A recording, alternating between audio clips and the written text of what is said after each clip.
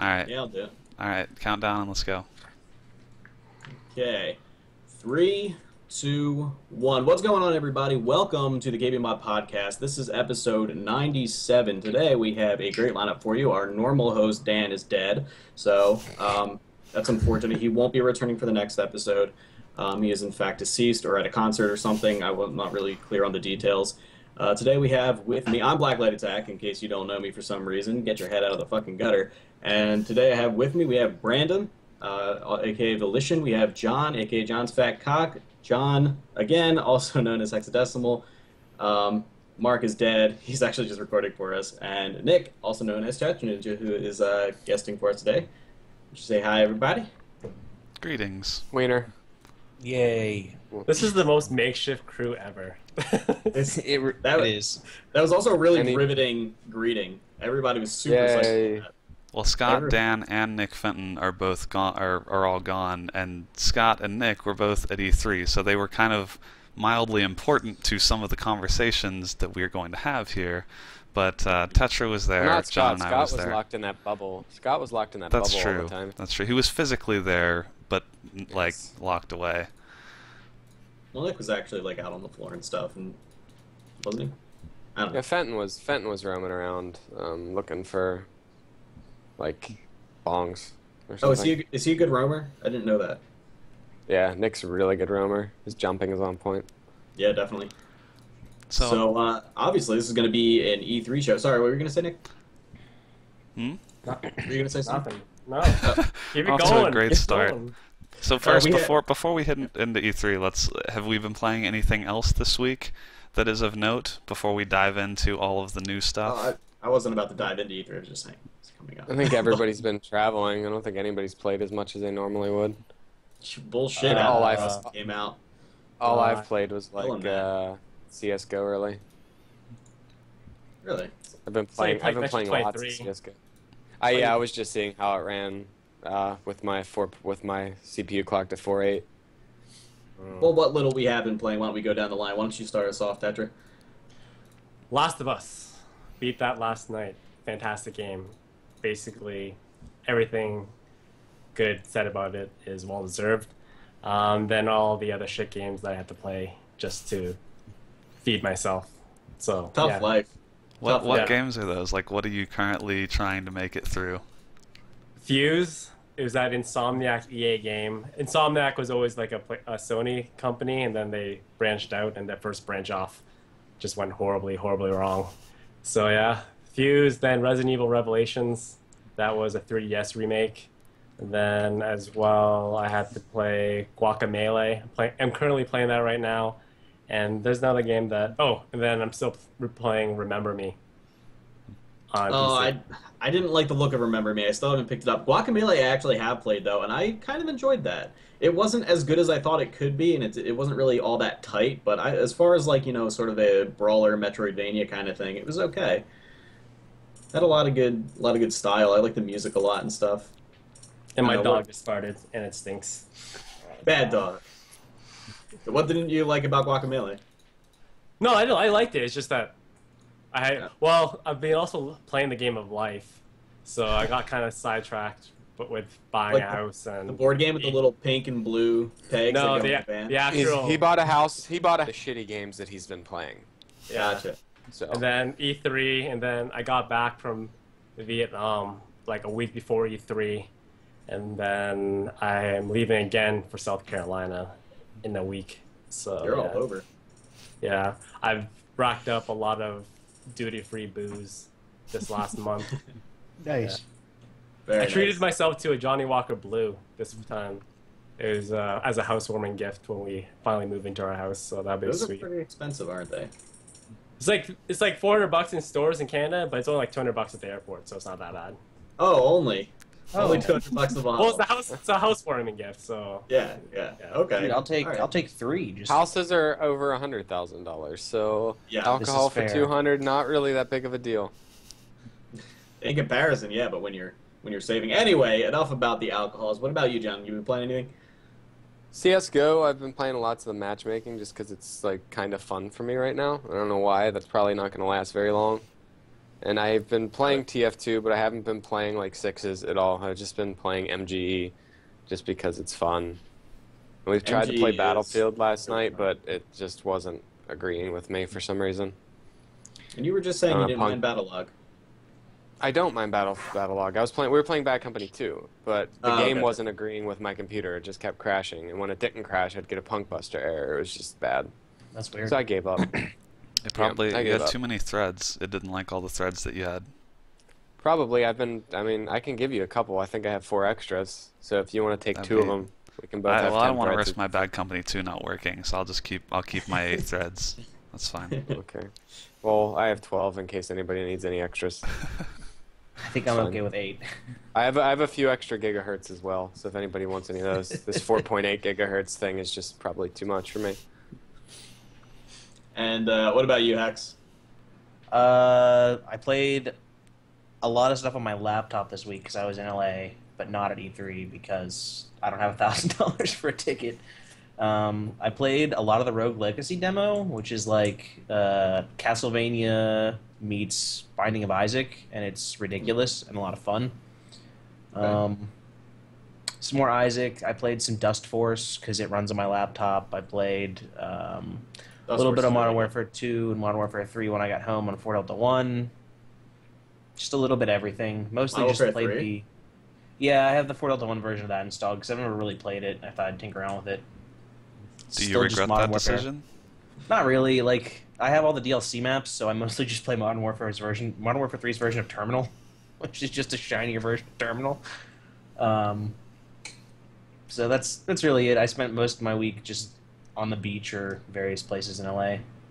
I've only played 4 Delta 1 on Modern Warfare 2. Does 4 Delta 1 make Modern Warfare 3 any less shit? I mean, you have an FOV slider, or where you can change the FOV in the terminal, and you can browse from dedicated servers, but if you don't like how the guns work in that game or the maps, then it doesn't change. Those two things actually sound like a massive improvement. Well, yeah, you could actually change the FOV before, but you had to have a hack program. I mean, they didn't ban for it. They actually said, like, hey, if you're using this FOV changer, we're not going to ban you for it. But our boy Uber Elite made that. Really? I didn't know that. Yeah, I've seen Orb play with that, but I just played with the 4 Delta 1 mod. I mean, it's better than vanilla Modern Warfare 3, but there aren't many things in life that aren't. So, why is there a game control? For one, is better. Why is there a game? How could you even see that? Oh wow! It's right in front of the bottle of Lysol. Yeah, I'm still not used to having a 1080p camera. Like, there's way wider view for everyone of my shit. My GameCube is down in my living room right now. I don't know why this. Oh, because I have a GameCube adapter for my PC to use Dolphin. That's why. Nice. Better question is, what's the Lysol doing there? I'm gonna huff that during the podcast. So strap in, everyone. This is gonna be fun. This is going to be a fucked up podcast. We're all getting high on cleaners and shit. And Brandon, what have you been playing, if anything?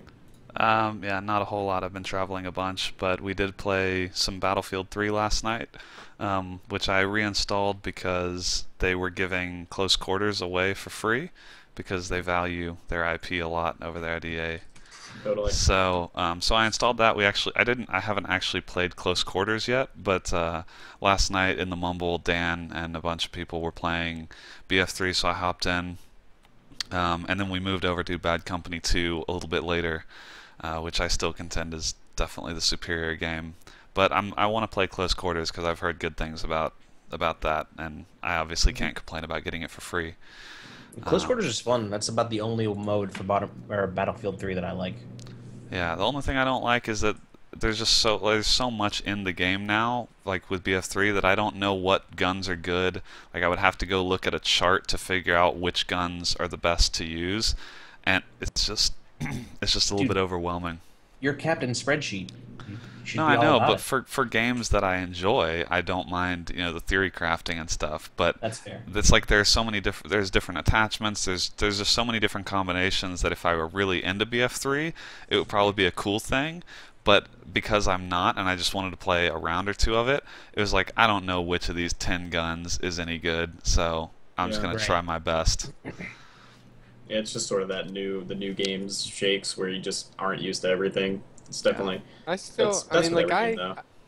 I enjoy BF3 when I'm playing with people, But there's absolutely no way that I could play that game by myself ever. Like Bad Company 2, I don't have a ton of fun playing by myself, but I can. And I will still not hate my life. But playing Battlefield 3 by myself, I legitimately hate my life.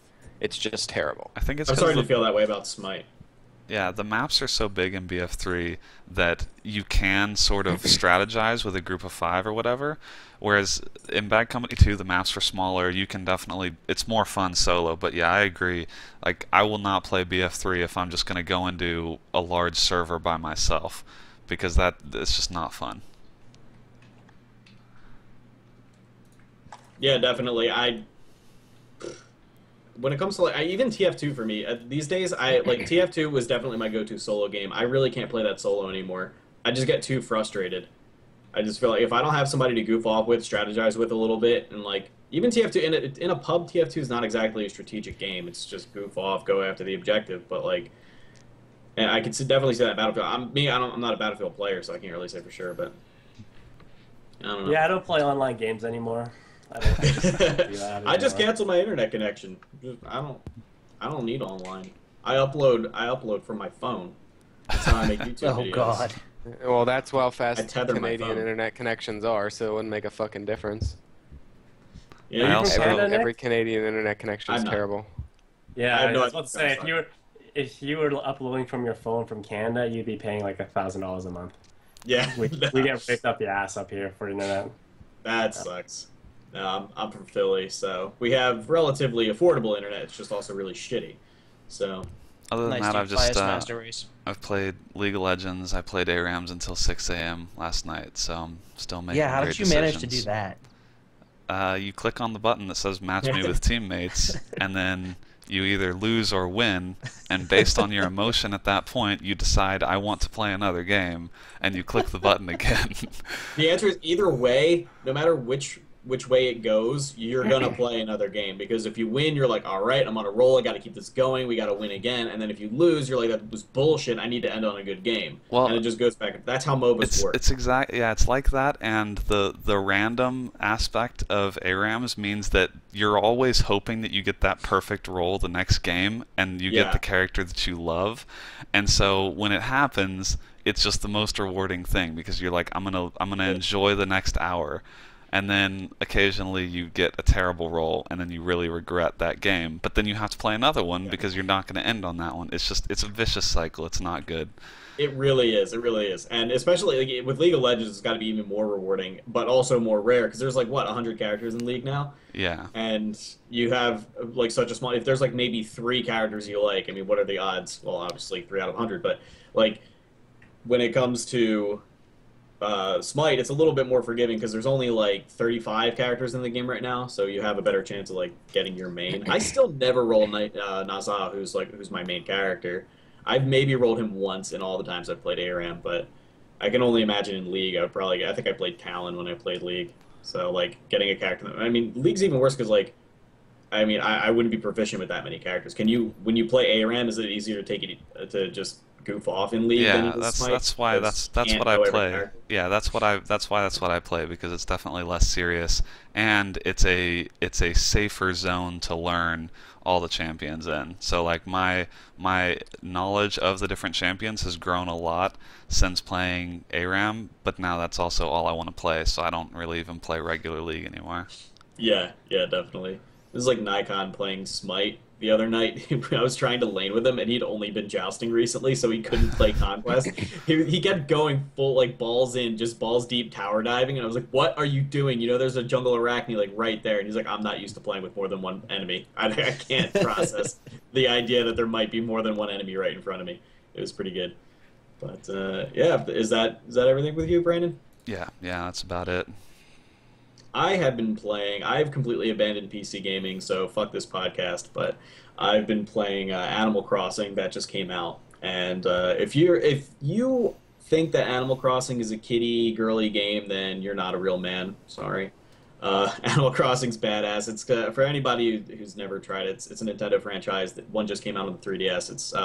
It's a very sim game. It's think of The Sims, but a little bit more like hands-on, because you can control a single character rather than building a house or something, rather than being like a god game kind of style. It's really good. It's really fun. It's really addicting, and everything happens in real time. So like stores close at 11, so I always want to like play at work when I'm not supposed to be playing video games, so I can actually access the stores because I get done at 11.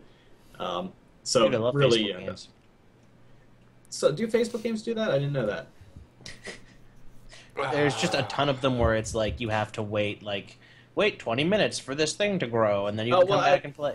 Yeah, Like well, Dragon I've Tail, actually- it's like Yeah, no, it's not like that. It's not like No, you I've have played to Animal wait for Crossing, I know. your in-game currency to recharge, or else you can just pay us money. No, it's not like that. It's like it's like an actual world. If it's night outside, then it's going to be night in your game too, which is pretty cool that it actually operates on real time. But what ends up happening is if you're like me and you have like a screwed up sleep schedule, all you do is end up changing your system clock, and you just feel like a cheater. So that's kind of disappointing. But Yeah, that's what I've heard. That's kind of, it's a cool idea, but it also kind of breaks down in practice because there are only certain times that people are going to be able to play. it's unforgiving. But again, you can, if you're not adverse to changing your system clock, then you can do that. There's also the fact that in the new game, the whole twist on the concept is that as soon as you show up in town, they mistake you for the person who's supposed to become their new mayor. So you immediately become the mayor of the town, and then one of the things you can do as mayor is issue a decree that stores have to stay open later. So now I did that immediately, of course, so now I have stores that stay open till like 1 o'clock. So it's quite a bit more manageable. I still wish they were open until like 4 a.m. when I'm awake, but you know, it works. And you know, as you play the game, more things get unlocked that are available around the clock. You can go to like this tropical island where it's always day, etc. So it's pretty cool for anybody that has a 3DS and likes casual sim games that are just easy to relax and lose like 4 hours. Go with Animal Crossing. It's really fun. Other than that, I've been playing a little bit of casual TF2, just trying to troll her on Hightower because I'm afraid to ever get good at that game. And just picked up The Last of Us. I haven't played that yet, but everybody's saying it's friggin' amazing. So after this podcast, I'm probably going to put that in. Nice. Good. Alright, we're going to take a quick 60-second commercial break, and then when we come back, it's all E3 all the time. Be right back. Yeah. Need water.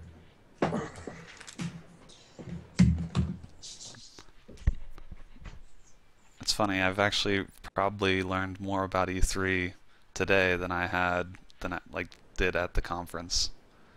Because All you need There is was that. some really good stuff. All you need is that Lyle McDouchebag video I linked earlier. I don't know what that is. Lyle McDouchebag, he does like the what is it called? Spoilers ahead, where he just talks about movies. He's a Machinima partner. He's really funny, actually. I I think really like that guy. is that the guy? I think that guy was at the Twitch party with a box of Cinnamon Toast Crunch. Yeah, that from was the him. Machinima okay. That was him. All right. I didn't know who that was, but I had heard the name. He did like a 2-minute like going to E3 video, and he's like, "Don't worry, I'm just gonna unveil everything that'll happen at E3," and he just started like making shit up. It was really funny.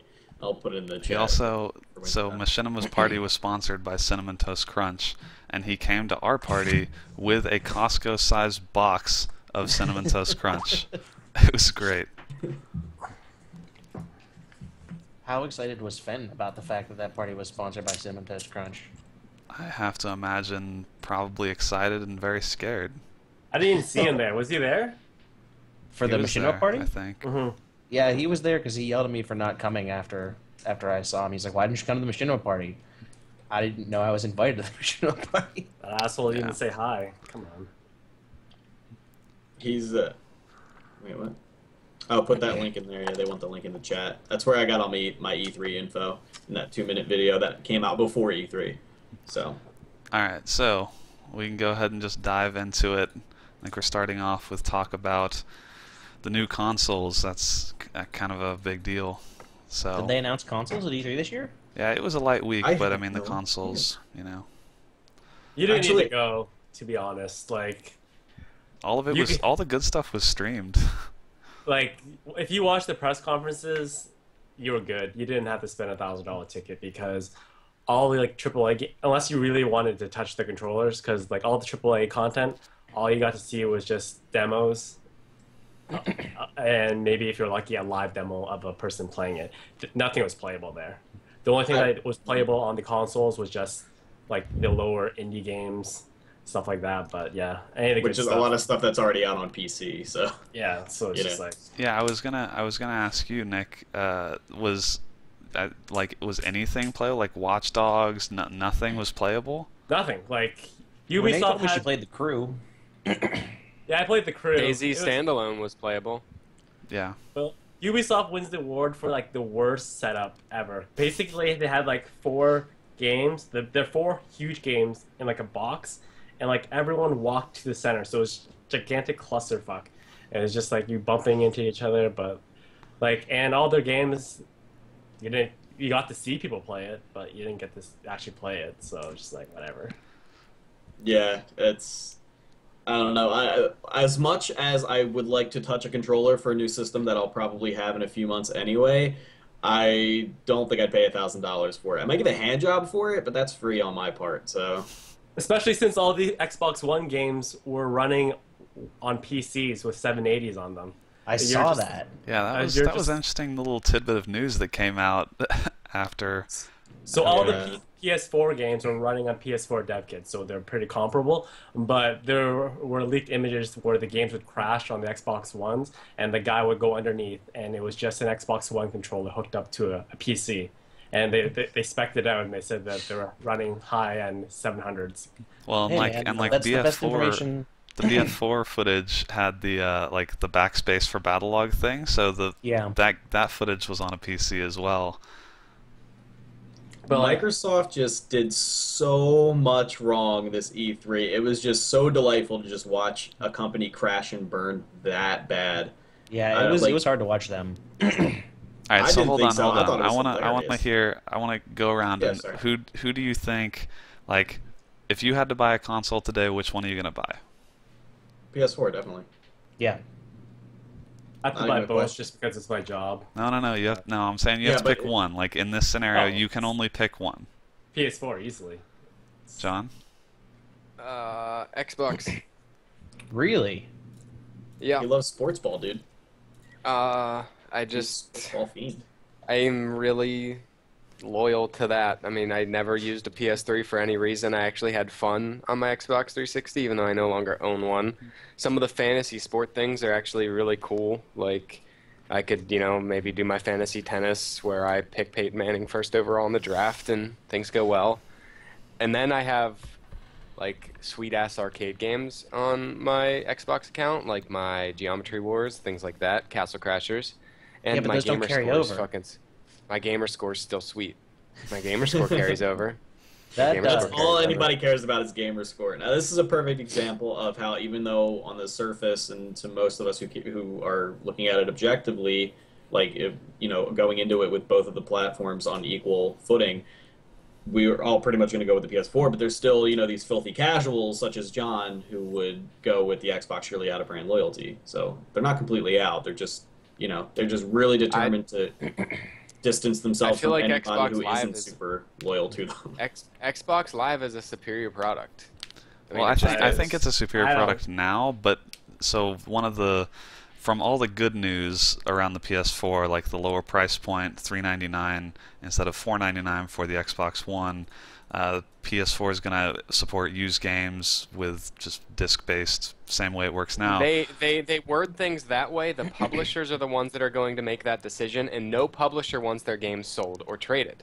These publishers are going to come in and say, no, people can't trade these games. So everybody who thinks they can do that on their PlayStation, you're in for a rude awakening. I don't know though, Guarantee- because the thing is that publishers also care about PR. So the one publisher that does allow used games, if like the bigger Will ones win. don't, they're going to get a huge PR boost. They're going to get news articles written about it. They're going to sell more copies. So I don't And think EA's it's already quite come out as and said they're going to. I don't think it's quite as cut They and can dry say as that. they're not going to sell more copies. They're going to end up selling more used copies in which they receive zero revenue for. Like, it's a stupid fucking decision on a publisher's part. They should all just unify and say we're not doing this, or they should all unify and say we're going to. You can't have certain publishers doing it because other than the PR, which is great, their PR is still only going to get them sold like pre-owned copies of this game in which they're going to receive no money from it. So it doesn't really make a difference. Well, It is true that when people get upset about something and go to boycott it, it affects absolutely nothing. EA still sells games. Well, Like, I mean, I think this. The thing is, I think this issue, I don't care about it much because I'm used to this kind of thing with playing on the PC. But And never getting rid of anything. but I get that there's a lot of people for whom this is a big issue, especially like people who don't have a good internet connection, or people in the military who are not who don't have internet, or have cell phone internet in another country. There are a lot of really legit use cases for like not having everything tied to an online profile.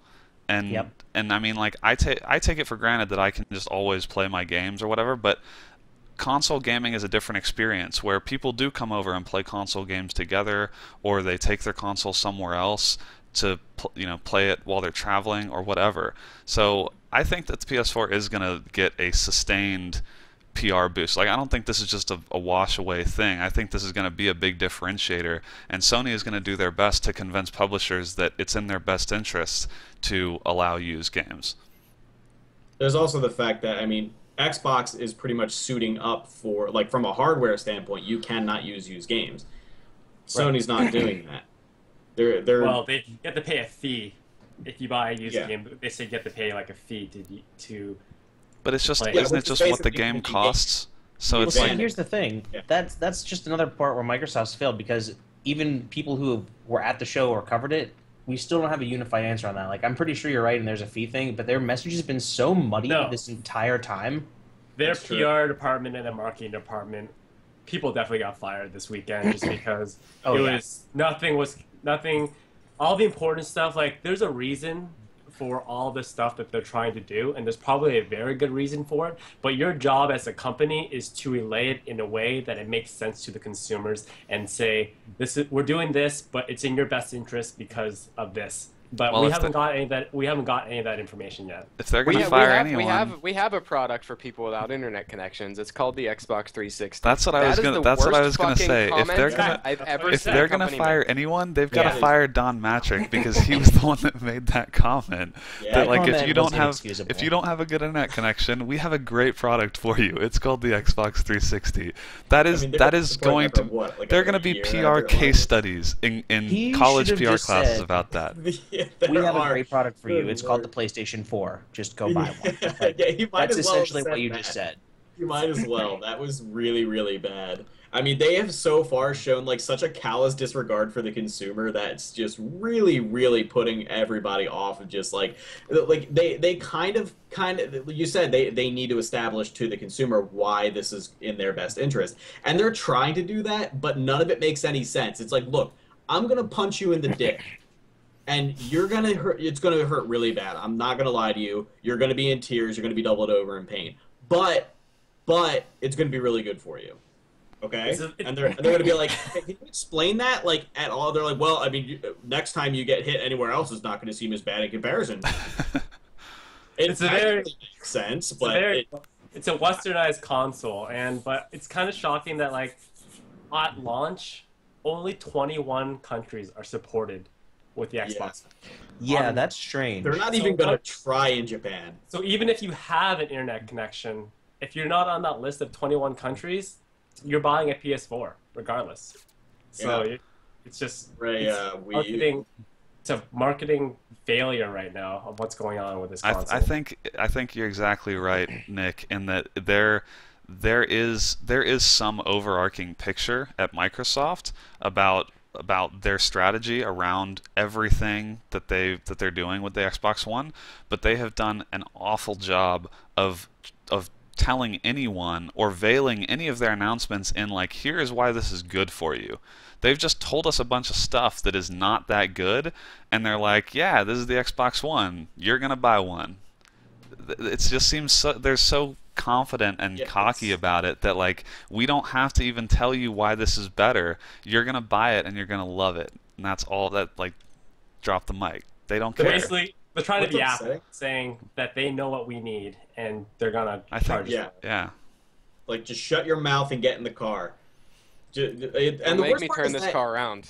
The worst part is that they're right about a lot of it.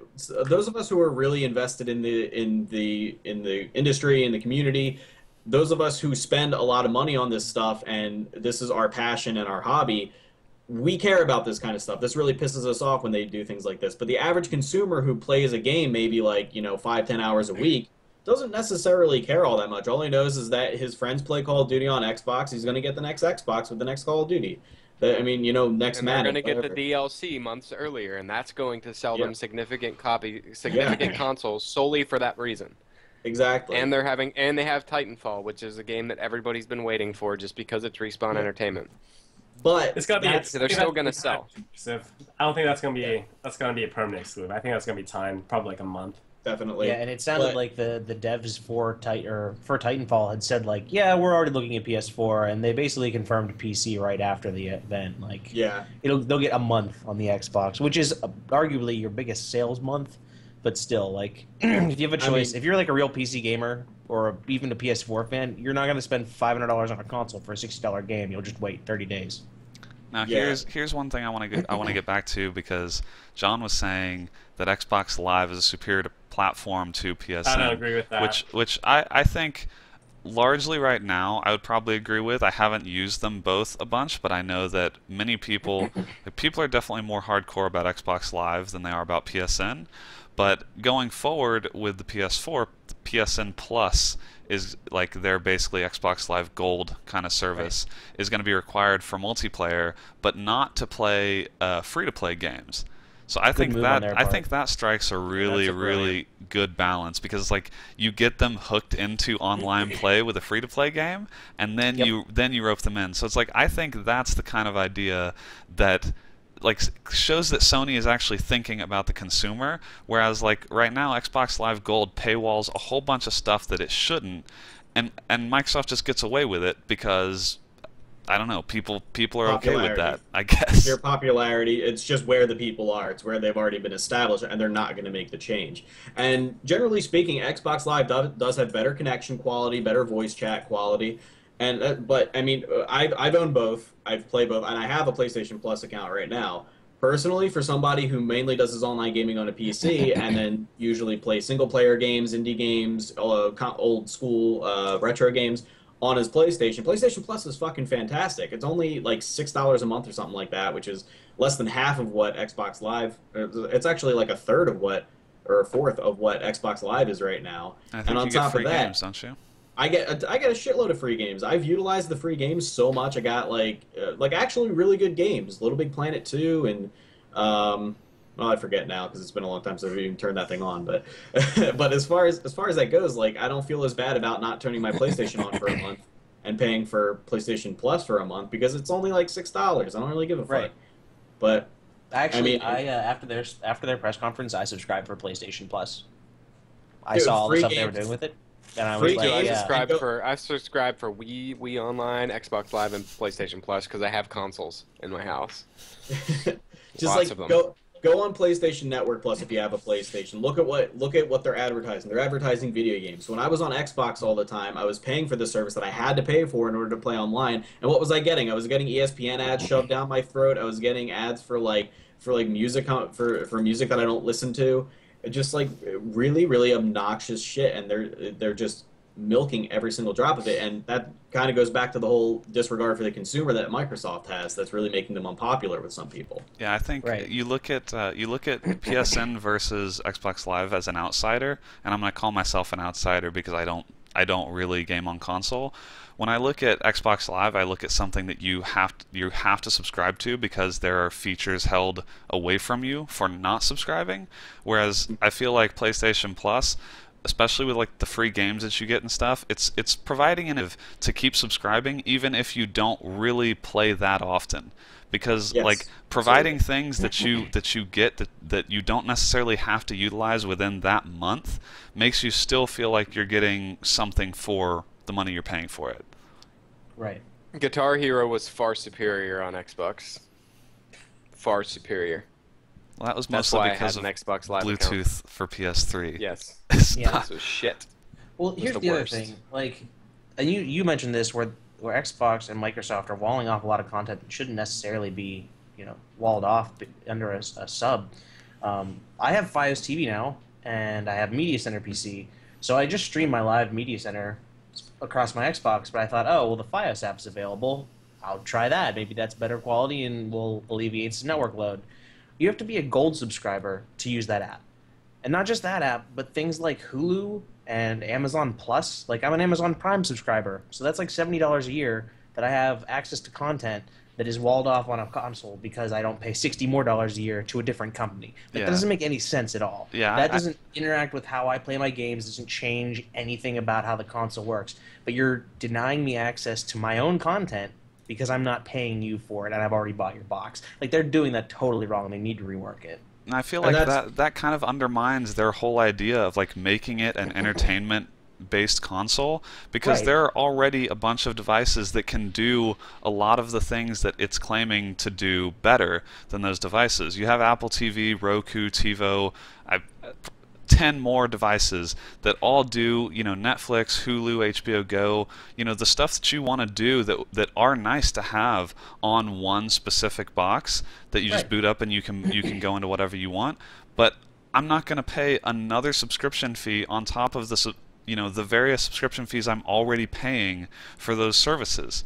It's ridiculous to be like, if you just look at Xbox Live objectively, when it's first coming out, no user base at all, you'd be like, that is going to fail. This idea, that is going to fail. No one is going to pay a fee to access stuff they can already get from so many other places.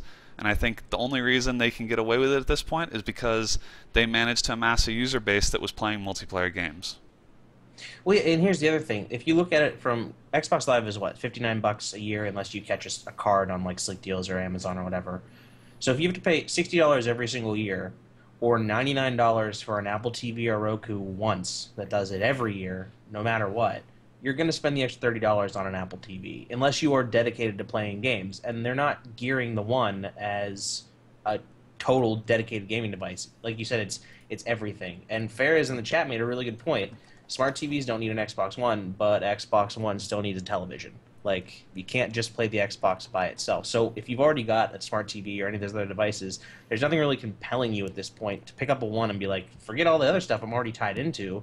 I'm going to switch everything that I have over into this new ecosystem. And the thing is that a lot of the other apps are good enough on other platforms. They might be a little bit better on the Xbox, and people are like, yeah, it'd be nice if there was a great Netflix and Amazon app and whatever on my, all integrated into my Xbox. But they're not going to pay that subscription fee. They're not going to pay another subscription fee just to get a little bit nicer interface for stuff they already have. So I think that's a very risky strategy for them to continue holding stuff like Netflix behind that gold paywall. And that's one of the reasons that I'm not going to get one. Like, if that stuff was not behind the gold paywall, I would probably say I'd get the Xbox, because they already have a bunch of that stuff. They already have a lot of things that I would like. The Twitch app, Netflix app, HBO Go, all of that stuff I'm interested in, but I'm not going to pay another subscription for it.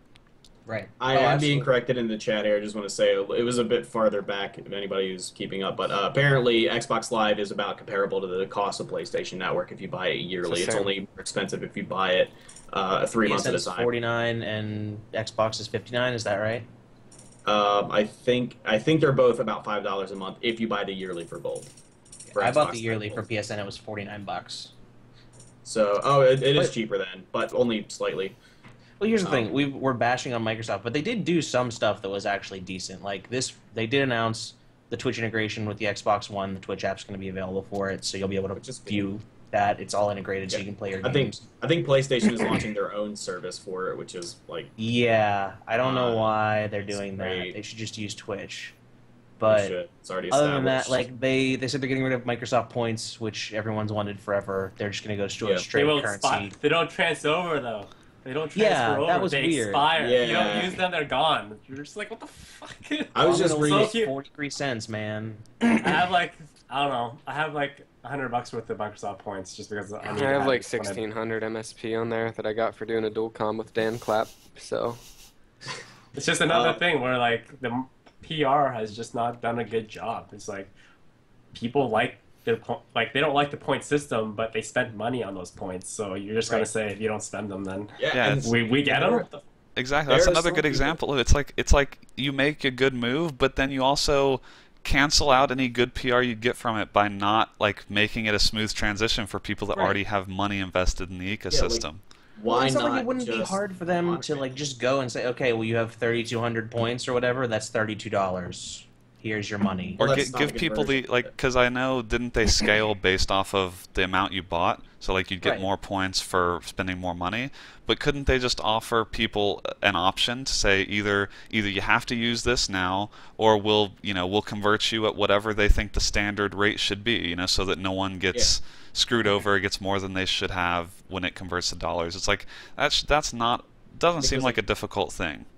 No, Yeah, it it really doesn't. doesn't. And like this actually does affect people. This isn't just like an imaginary like scenario that might affect one or two people. I mean, I was just on Twitter earlier today. A guy from the fighting game community, Maximilian, also known as Miles923, I think, on YouTube. He was just asking. He was like, "Hey, does anybody know if Xbox points are gonna transfer over? Because I've been buying cards whenever they're on sale, like en masse, and he just stockpiles points for whenever he might need them. Only to find out now that he's gonna just totally lose. I mean, he thought he was saving money. He was stockpiling points for downloadable titles and DLCs and stuff. Only to find out he's gonna lose all that money that he just made. He just literally is gonna have cards that'll sit around and do nothing on the new generation of consoles.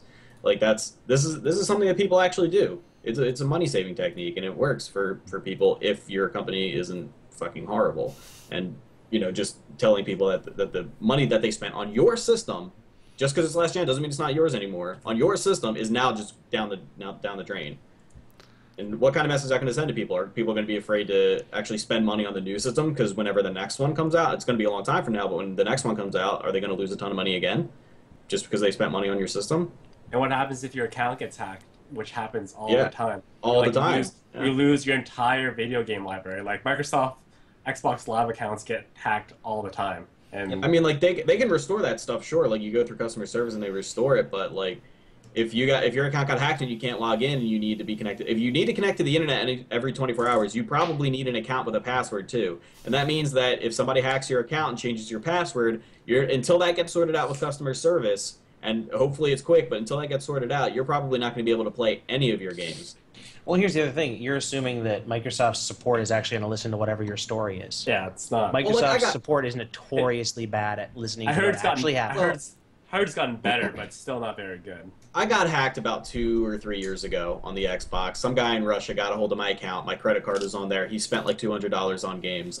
Luckily for him, or luckily for me rather, and unfortunately for him, I had like no money in my bank account at the time. So he didn't end up spending all that much money. But Microsoft was actually pretty quick. I don't know if it was because it was an actual theft in this case, and it wasn't just me losing some downloadables that I had to re-download or anything. In this point, it was actual money being lost, so I don't know if it got elevated, but it actually went through pretty quickly. They got me a refund, and the bank was totally cooperative with it as well. So it really wasn't a terrible experience for me. I do have to say that to Microsoft's credit. They did manage to get through it quickly, and I was not unhappy with it. So we've talked quite a bit about PS4 versus Xbox One. I want to make sure we get to games because we're already 45 minutes in or so. So we have our doc here has a lot of different games that were shown. I don't know that we necessarily need to go through them all, but I think like whatever stood out to us, we should talk about. Obviously, I think Titanfall and Destiny were both big. I thought Titanfall. Nice, man. I thought You're the best. I saw. I'm not sure if you guys all saw the gameplay footage of Titanfall from the press conference, but I thought that looked very interesting. It had parkour elements. It had mech elements. It had shooting. So I was like, all I could think about when I was seeing these various elements is like, there is a game that already does this. It doesn't combine all of these, but like when I saw the parkour, I was like, all right, so that's Brink basically. It's Black Hawken of Duty is what game this is. Yeah, well, I still think it's like if you made Hawken and Brink fun and put them together. Because Well, neither one of them are very fun. I think I think that Hawken is a niche audience, but Hawken is pretty fun. The thing is, Titanfall, when I saw the strafe in the mech, that strafe, everything about it looked exactly like Hawken. The way that the mech moved just slightly to the side, and it's like a little boost when you strafe, that looked exactly like Hawken. So I feel like they have some cool ideas that, it's like, all of that stuff is cool and combined into one game could be really great, but it also scares me that they're trying to do so much with one game that it's going to fail horribly because certain mechanics are going to end up being important and other ones are going to end up being just completely unimportant, and the gameplay ends up just being not great. I don't know. Yeah, well, I mean, I'm hopeful because Brink was all like when I played Brink at I keep saying E3 because we're talking about E3 at PAX East in I think 2011, right before it came out. It was actually really awesome, and the whole parkour thing was really cool. It's such a great concept for a game. They just happened to fail at every other stage of execution. So if we can get a game made by people who actually know what the fuck they're doing and can put together, a decent dedicated server, if they can put together dedicated servers, if they can put together good hit detection, etc., and good matchmaking, and basically make it everything that Brink was not, put in parkour, put in some mechs, make it a little bit more accessible than Hawken, that could be a really excellent game, but it's all going to be down to execution. Yeah. And yeah, I agree. And two, I think the maps in a game like that will be super important. Because yeah, exactly. That's the main reason why Brink was so terrible, is the maps. And with with the cool movement elements and combining mechs and jetpacks and parkour and stuff, the maps are basically going to be the linchpin for, aside from the gameplay, which is, I mean, clearly that matters a lot, but it's second to the gameplay. It's on the Source engine. It's on the Source engine, right. Which is awesome. That is cool. I did read an interview with one of the developers from Respawn this weekend that said, obviously I have to play our game quite a bit for testing and development purposes, and it was really freeing because our focus has been on that parkour element a lot of the time with our design, because it's like, you can see something in the level and you walk over to it and you can jump up on it or climb over it or vault off of it. And then he said he would go back to play other games where you could see things like, that's at the right height, I should be able to climb on that in real life, and you couldn't, and it felt very limiting. So it sounds like they've got to focus on that parkour free running element, and I really hope that they stick that, because it could have been awesome in Brink if the maps weren't so shit.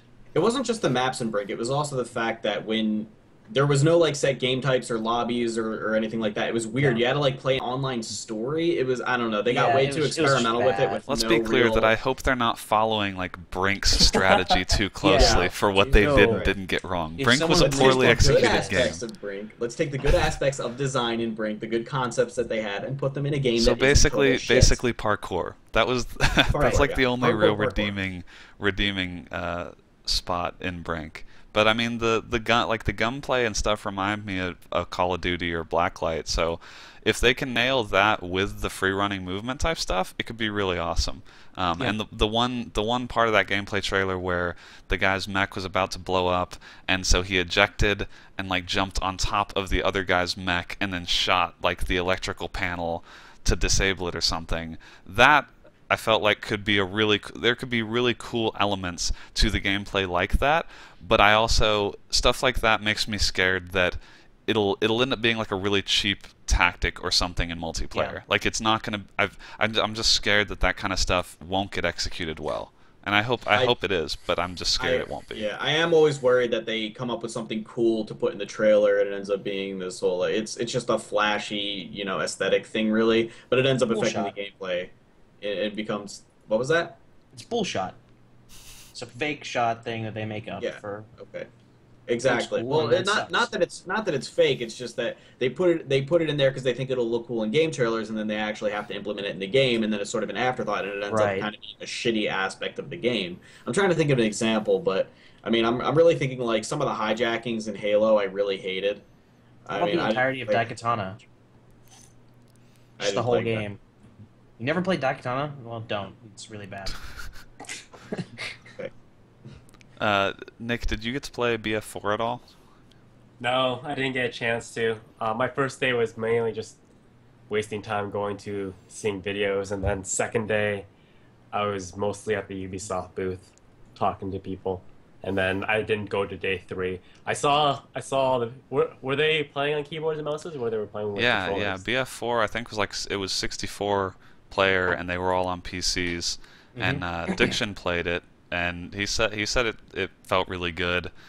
From just the gameplay and stuff that I saw, it kind of looked like, if I didn't know what BF3 looked like compared to BF4, I might have mistaken it for BF3, but that's not necessarily a bad thing, because I was also I thought BF3 looked great when it came out too. They have this new tablet commander mode, which I feel like I don't know much about it, but I feel like could be maybe neat as far as like mobile integrations go, because typically mobile stuff, like trying to tie in a mobile aspect, every game, like every tablet, it's bad. it's always a So really ridiculous. bad it's always a really bad like add-on. As far as I think the only one that I've ever seen that I thought was really good was the World of Warcraft mobile app, where you can access like the auction house and all that stuff. That actually I thought added a ton of value for people that are on the go but still want to watch, you know, auctions and things. But most of the time it's really cheesy bad stuff. So I'm curious to see what EA is doing here, because I feel like, especially now with Battlelog, I feel like they're trying really hard to make Battlefield and their other games like really cross-platform in a way that makes sense. But I don't know. What do you think? Every next gen game from Ubisoft has tablet integration. It's so terrible. It's just like forcing. They want That sounds they want horrible. everything to become a social experience as well, like outside of when you're gaming. I don't know I really if hate that really trend. agree for that. Yeah, that's When I'm playing a game, I'm a I wanna gamer. play a I'm game. not social. Like I don't want social. I play Yeah. games so I can be alone in my house. It's I like, mean- maybe it's just I'm Well, not here's saying the that thing. I'm not saying that the idea of a commander is bad. There was a game that probably very few people played. It was more of an indie thing. I don't remember where I got it. Probably an indie bundle, but it was something called Nuclear Dawn. Has anybody I played have that. Yeah. Yeah, it was an FPS, but then there was one person who would end up playing the commander, and to them, the battlefield was an RTS. And I mean, I guess the game didn't really generate enough hype, and to be honest, the hit detection was terrible. But as far as that concept, it actually worked pretty well. And I played the commander a few times. I was terrible at it, and I ended up losing the game horribly. But it was a really cool, well executed idea, and you could really tell when one team had a good commander versus when they had a bad one. So if they're going to kind of do the same thing, like I like the idea of a commander. I don't really like the idea that he's controlling it from a fucking iPhone. I'm not Right. really big on that. Well, 'cause- there's another game that did that was actually pretty recent. I want to say I actually got a copy from the developers. Let me see if I can find it. Natural Selection. Did anybody else? Natural Selection 2? great yeah, game. Yeah, Yeah, Natural Katie's gonna Selection talk about 2, it in chat. that's what I was thinking of when they were saying commander mode, because that's kind of, Natural Selection 2 has that person who's kind of like, has an overview of the map and is sort of your commander. Right. And I feel like that could be an interesting idea for BF4, and if they make it also work on tablets, then I mean that could be cool. Like if if you wanted to just be a commander while you're sitting on your couch and you're on your iPad or something, like that could be interesting. But I'm so scared at this point that every mobile integration is just going to be awful, and it doesn't really appeal to most of the audience that's playing your game. Like Battlefield, those folks, Right. like we're the kind of people sitting at our PCs playing on 3 monitors, like with our high-end video cards. I feel like there's a lot of those people playing Battlefield. There aren't as many people, you know, who want that on their tablet. Yeah, Yeah. I would agree. And I mean, it comes back to, with games like Natural Selection 2, if you don't have a good commander, like, one, you have to have a group that's going to be like, yeah, all right, this is our commander. We're going to figure out, he can see everything, so we're going to listen to him. The likelihood of that ever happening in a game on Xbox is so slim. Like, Yeah. everybody, like, have you ever gone and played, like, a Battlefield 3 capture point map? Every game mode is TDM. Every game mode is TDM. And that's not going to Well, change with commander mode. That's how console is, though. That's the mentality of people on there. Yeah, it's very. It's just- You're just focused on yourself. You're not listening to your It's team. about or- getting sweet montages. It's fine. Yeah, and that's. You don't listen to double step. To what I- now? I think. The double I think. step music, Dead Mouse 5 I don't. Mal for 5. montages. I don't. I don't. I have to go home now. I do. I do like the idea of a commander in game, but I don't really know that Battlefield is the way to do it. I don't know if Battlefield is. Honestly, I really feel like if they're trying to shoehorn this into mobile, I don't think that it's really going to affect gameplay that much. I think it's just No. going to be a novelty feature that's going to be largely ignored by everybody, and it's not even going to be like, if you have a commander that's trying really hard and the other team doesn't, I don't think you're really going to have any advantage, because I just don't No. think that Battlefield is the franchise to implement this in. I think that if you're going to create this, you're going to need to kind of go for a more niche audience, and you're going to need to create your own franchise, and start anew with a new community who's interested in playing tactically and not just jumping off ladders and spinning. I mean, obviously, Call of Duty's worse about that than Battlefield is, and people are generally more team-oriented, but still, it's still a huge clusterfuck, especially on, like, Xbox. I think It's it's just going to be result it's in going to one be guy with something. an iPad being really pissed off in his living room all the time. Why doesn't anyone listen to me? Just pushing buttons and everyone's running and just playing DDM. It's capture the It might be flag. cool for like the competitive side of the game. Like, say you guys have your team or whatever, and somebody has to like travel, and that's how they stay a part of the team. Like that could be kind of cool. But that Or guy's if you going to have, be like, playing the- on his PC. He's like the tablet integration wouldn't even matter because for competitive, no one's going to be relying on the guy on his Wi-Fi Well, with his tablet. The guy But that's at least he mad can would be keep the track coach. of what's happening in real time, or like Yeah, well, yeah, I'll tell you they right could now. be on a Skype chat over their iPhone or over their iPad as well. Like, there's a lot of ways that could actually be utilized. I just don't think it will be utilized that Yeah, way. I think it's a cool idea, but it's going to be one of those things that's going to be completely forgotten within a week of the press release. And like in hindsight, they'll have wasted a lot of money on developing it for mobile when they could have put something like, I don't know, mod support into the game. Yeah, right. Yeah, that was the other big disappointment, I guess, with Battlefield 4 is still no mod support. That's I kind of just like the their way that they PR spin on it. Like, yeah, we've looked at it and we see that the community wants it, but yeah, we're just not going to do it. Hey, at least they're honest. Yeah, Yeah, we don't care. We for just it. like your money. We know you're going to give it to us. So Microsoft, basically, is what Yeah. you're saying? Basically. Fuck you, pay me. So Yeah. I also I'm just gonna jump right in. Plants vs Zombies Garden Warfare. Game of the year. Maybe the game of the show. I No, Could no, be. no. I don't know. I love Plants vs Zombies, and I think putting it into a game that's kind of like Orcs Must Die or Sanctum, where it's like tower Yeah, that's defense what it but really kind of felt like. action game. Like I'm there. You don't have to say anything else. I'm gonna buy I that. do like to focus on co-op and all. I'm not really sure that the trailer convinced me the gameplay would be any good, but But an interesting the concept. trailer didn't really convince me at all. But PopCap, like their stuff is generally really polished when it comes out. At least historically, it has been. And that game is not coming out until spring of next year, so they still have so much time. I feel like that's probably a really early build. I love the idea and the fact that you can do co-op. Like Orcs Must Die 2 would be an awful game if it were not for the co-op aspect. Like that's the whole point, is that tower defense is made more fun when you're playing with other people. Right. Oh, yeah. Yeah, If it wasn't for I- the fact that Dungeon Defenders was 4-player co-op, I would not have 80 hours in that game.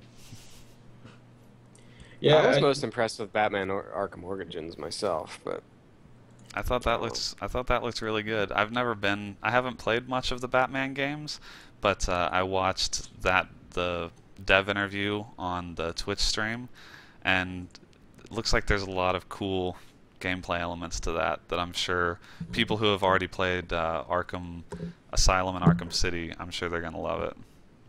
I didn't I'm finish And I'll not love really it when a it's fan of $5 it. on Steam sale. Yeah. Call me crazy. Everybody seems to love it. I'm not really a fan of that franchise. I'm not really big on it. Well, there is the one that everybody at KBMOD we've already been like raving about. Watch Dogs is just the more I see this game, the more I want it. This game is just. It looks like it's kind of coming off as sort of like a Sleeping Dogs kind of thing, where it's kind of GTA like. It's got the free roaming third person thing, but it's also very heavily story driven. Right.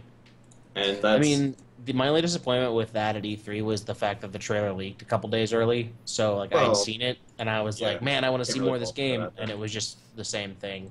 But it did look good. I mean, it looked a lot of fun, and I'm looking forward to playing with that game. yeah. Wasn't playable. Not fun. Yeah, I'm just Yeah. wondering when it's going to be playable. That's the thing. Is like we saw gameplay at PAX East too, and I would have really thought they would bring a gameplay demo to E3. I guess their next chance would be like PAX Prime. And if Prime and then Tokyo Game Show, right? I mean, I Assuming- don't know. At some I don't point, think you got to even- let people play it. It's like they were Yeah. playing it supposedly in the videos at PAX East, but you've got to let people get their hands on it. And that's what Well- worries me, is like that all this stuff is maybe still conceptual because no one's gotten to touch it yet. Yeah, it could be a lot Yeah. further off than we're being led to believe. You know, Have they- could be. Have they announced the release date? I don't think so. I don't have think they? so. 2014. I don't even know that it'll be out this holiday. Like they No, haven't I said don't think anything so. about it. If they haven't shown it off, if they haven't had just like something playable at E3, I don't think it's going to be out for holiday. Personally, No, I don't either. now am I the only person who cares about Super Smash Brothers? Because Probably. God No, I damn. actually was really excited for some of the announcements they made for that. The only thing that bummed me out that they announced was that it wasn't cross-platform with the 3DS and the Wii U. Yeah, that I was pretty disappointed about. They're apparently not the same game, which Yeah. was kind of what I had been led to believe. I felt like, you know, with them putting them up like 3DS here and then Wii U right there, the two titles, I thought they were trying to say it's the same game and you can play it Right. cross-compatible, but they kind of unveiled it later on. They're not really, and that like it's disappointing. Is it going to have the same roster? We don't know. When they say, "Hey, we're going to have Mega Man in Smash Brothers," does that apply to the Wii U version, or is it? I mean, does it both apply? games Well, or we one know game? it applies to the Wii U version. Does it apply to the 3DS version? Right. So See, that's the funny thing. Like, we've given Microsoft all this shit for having a muddled message, but at least they had one. Like, Nintendo phoned E3 in this year. They were just like, "Here's a press video. It's got What some were they Mario gonna do, games." really? It's I like actually- no They one. couldn't do anything. They were going against two brand new consoles that completely Yeah, overshadowed them. they And they their blew their product wad flopped too early. hard too. And Yeah. Yeah. it's the Wii U is only $50 cheaper than a PlayStation 4, and Yeah, they that's said gonna they hurt are them. not going to drop the price. Well, that's what they're saying now. So, and their first party, which is the only reason why you would own a Nintendo Wii U, is Right. non-existent for the rest of this year. So they're going against a holiday season where they have no first party, they have no third party support whatsoever. It's They're launching no new IPs. They're not. Right. They're not doing anything. They're all they're doing. And they're on the is- architecture of the current generation, not the upcoming generation. So Exactly. they're still on if they old had if they had a press conference, Reggie would have just been standing there. frying. Yeah, basically Right, kicking his ass yes. for an hour, trying Yeah. to somehow salvage some sort of a press conference. It was a good thing that they didn't do it, but it was a bad fact that what they did do at E3 wasn't very good at all. It was just terrible. I think they're gonna I mean, have to have some insane Black Friday deals to get people to try and spend their money before the new consoles launch. That's definitely true. Like, don't get me wrong. I liked what I saw, and Yeah, I oh, yeah, for me some too. reason own a Wii U, and I'm excited to get a chance I to own a Wii U actually too. use it. It's just Kindle Fire. It's right now. I have to say it's a fantastic paperweight, but it's not so great as a gaming console. So I'm excited to get a new Smash Brothers. It's actually being directed by I always forget this guy's name, Sakurai, I think. Who's that? Because I believe he was pretty much left out of Brawl, and Brawl was a huge pile of shit. So the fact that Sakurai is back on, they're announcing some really cool characters. The game looks great. They have two new Zeldas coming. Well, a remake of a Zelda and then a new Zelda coming out for 3DS. What else was it there? Oh, a new 3D Mario for the Wii U is pretty huge because New Super Mario Brothers was really generic, really not good, not remarkable at all. I actually really like the way they're doing Super Mario 3D Worlds, where it's like Mario 64, but 4-player like Super Mario Bros. 2 was. Yeah, and well, Super Mario Brothers 2 wasn't 4 players, still Well, only 4 player, characters, but- yeah. Yeah, they have the original 4 characters that were present in Super Mario 2. With They the all same seem to powers, have look like. Yeah, pretty much the same powers, very reminiscent of it. They're introducing, the standard new stuff like a new power up and whatnot. I'm hoping that it's as fun to play as like Super Mario 64 and Super Mario Sunshine on your own. I hope that you don't have to be playing, 4-player co-op in order to get the full experience. But Right. it's still pretty cool that it's a co-op 4-player 3D Mario, and it looks pretty good. I have to say, I like the music. One thing that I think is really lacking in the new series, the new Super Mario Brothers series, is the music is really just like not good. It doesn't sound like Mario to me. So yeah, I really I would second that. all they needed to do, even if the game wasn't going to come out this year, they just had to announce a Zelda game, and it would have gave people some sort of hope. It could be 2 years away from now. Well, But if yeah. they would Well, have just announced a I Zelda think game, it's- it would have I been think that the saving thing. they already have 2 Zeldas announced right now. I don't think putting a third on would be a very good idea. They're That not point, it's real oversaturation. Zeldas though. One's a remake from a game from like 6 years ago, right? And, That's and not one a new is, and one is Zelda. and one is a handheld, but And the one is thing a is they sequel to already the have- best Zelda game ever.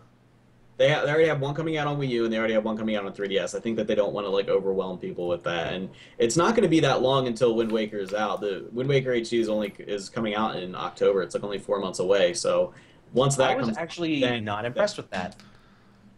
Really, I really Yeah, enjoyed Wind like- Waker myself. Most people didn't. I thought it was great. was I good. love I like I it. love the game. Wind Waker's like one of my favorite games. But what Most they showed people that hate Wind Waker didn't play it. what they showed at E3 was like, okay, well, there's an HD HUD now. That's nice. And I like that the textures are crisper, but that, like, everything is covered in fog, bloomy effect that now their graphics Yeah. cards have, and they're totally overutilizing. Like, for certain, if you played the original, towards the end, one of the last dungeons had that, like, fog as an effect, and you couldn't go in it because it was deadly. Like, you would die in that, which was great. It made sense. It was a good mechanic for the level. Like, visually it was nice, change from the rest of it, but this was just like, let's just bloom the shit out of everything because we support DirectX 10 now with our GPU. Like, why the fuck not? Yeah, I'm not really crazy about that. I do like some of the gameplay improvements though, like the ability to increase your sail speed because a large Yeah. complaint was that you spent too much time sailing from island to island, and that was something that was kind of needed. It would be nice if there was like a graphical option to turn that off, but let's be honest, it's Nintendo. Yeah, there's not going to be. Yeah. It's not going to happen. All And right, so I I'm guess gonna, I'm the gonna other pull thing us with- back on track here because the Wii U is dead in the water. No one cares about Nintendo. I'm just gonna go ahead and say that. Smash Brothers, I don't give a fuck. There were Wii Fit Trainer too strong. You're wrong. Well, there just were one other thing She's about going that. to save the system single-handedly. If you've played with Dolphin at all, you can make Wii games now look like Wii U games. It's not hard. It takes about 10 minutes. And that, I guess, was even less impressive. It's like, you have this ability already. Like, you've been making these games. You just don't care. Like, if you really wanted people to have HD versions of the games you wanted, you would have done it last generation. And you didn't. And now everyone is yet again a step ahead of you. Yeah, I think Nintendo definitely was like a footnote at this year's E3. Even though they had a big booth, they took up like a third of one of the halls, but clearly not where much of the excitement was. Let's see, other games, I'm just going to roll through them, but you can kind of stop me if you want to talk more about them. Mirror's Edge 2, Nick Fenton's not here to gush over that, but I'm sure that... Apparently that's a reboot, which I find interesting because they only had one installment. They're rebooting a franchise that had literally one installment before it. Why is that necessary? I Could don't it know. not have been I a feel like sequel? You gotta feel develop like- the lore, man, of Mirror's Edge. Yeah. Like, well, I mean, to be fair, I don't think that the lore. Why and the whole fuck is backstory this was- person jumping from building to building? You're not We- interested in knowing we- that? No. Now, I always felt that the emphasis on Mirror's Edge was in the gameplay and the free running, and that was really cool. But why are you rebooting the story? It just doesn't make it. It feels like they're putting a lot of effort into something that nobody gives a shit about. I feel like I the think word it's- reboot is losing its meaning slowly. No, I think it's mainly because It's like Mirror's a- Edge had a really niche community, and that the game was never hit mass appeal. So by doing a reboot, they can kind of just like, I don't know, just I guess like try to reinvent the Yeah, franchise. exactly, It's just, exactly. Just the way I'm looking at it, kind of seems like a 30-year-old virgin shaving his pubes. Like Wow, dude. That's nobody. a little rough. Do you wanna expound on that analogy a little bit more? You can touch it up; it's gonna look nice, but nobody gives a fuck. Well, here's the thing: is it gonna be called Mirror's Edge 2, or are they just gonna call it Mirror's Edge again since it's a reboot? Like, because if you're calling it 2 and rebooting it at the same time, that's gonna Well, be. I think so. It's I don't know Mirror's what Ed Origins. I don't know what word Why they is this used, person but on Origin? it sounds this PC Game article says prequel/reboot, but those are not the same thing. A prequel and a reboot are not the same thing. They're not. So I if it's think just a you're wrong. prequel, It's like I agree with that terminology more, but I also don't know that a prequel is necessary when there's not like a bunch of lore or story to speak of in the Mirror's Edge game. I don't know that a prequel makes a whole lot of difference, but I mean, I liked Mirror's Edge, and apparently Mirror's Edge 2 has been described as open world. I don't know what that that would be means. good for that franchise. If but you could just yeah. run around the city, that would be excellent. Yeah, that could be neat. I mean, obviously, that would be open world compared to the original could mean anything. I think Right. open world just becomes a standard next gen. Every game is open world now. Yeah, Like, I think you're right. I think open world becomes where they go to now because they can actually like render out draw distances further than you know, a few hundred feet. Which isn't necessarily better. I mean, I feel like a game like Mirror's Edge worked better as a... Well, I don't know.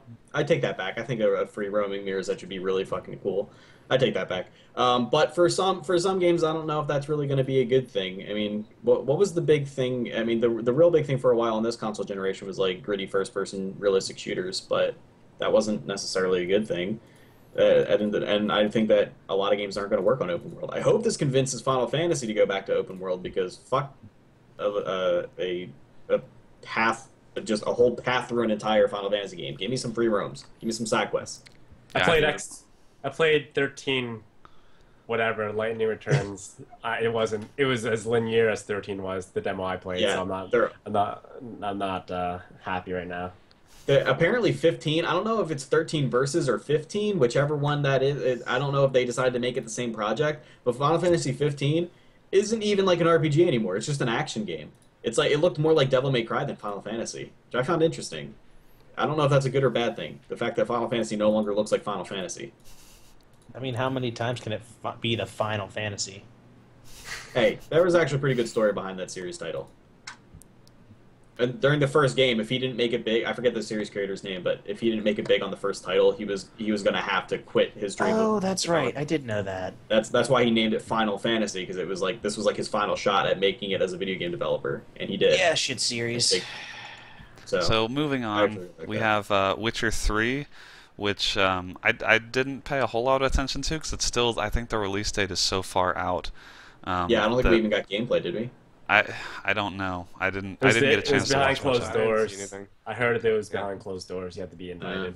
So you did. I mean, all the stuff they're talking about looks cool. Apparently, there's Dan wrote in the stock 100 hours of gameplay. I haven't even looked into that, but I trust that Witcher 3 will be great. It's just that it's so like that, and the Cyberpunk game from those guys are so far out that I don't put a whole lot of stock into whatever we hear right now.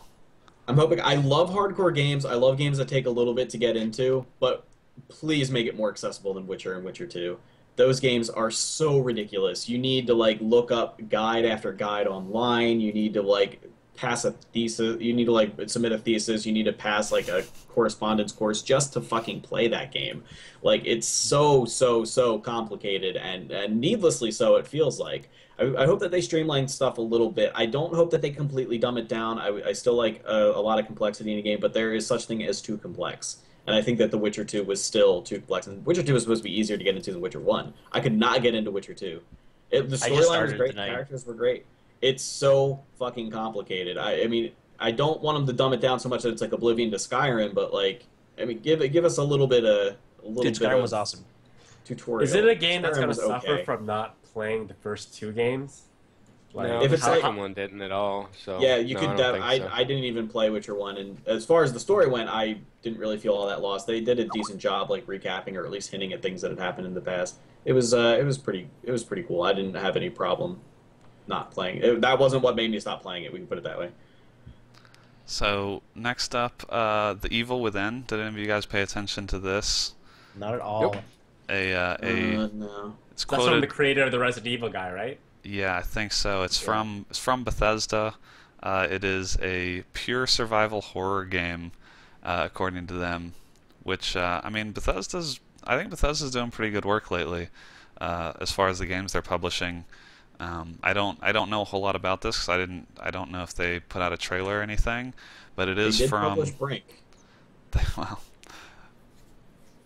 Yeah, but splash damage. Moment of silence. Yeah, but yeah, it is from Resident Evil creator Shinji Mikami. So, you know, that could be. I don't know. Has he worked on anything else recently? I don't. It's not a name that I really know that much about. But anyway, this is honestly the first time I'm hearing that title. I have no idea what that is. It's a testament to just how many games are shown at E3 that you can't pay attention to all of them.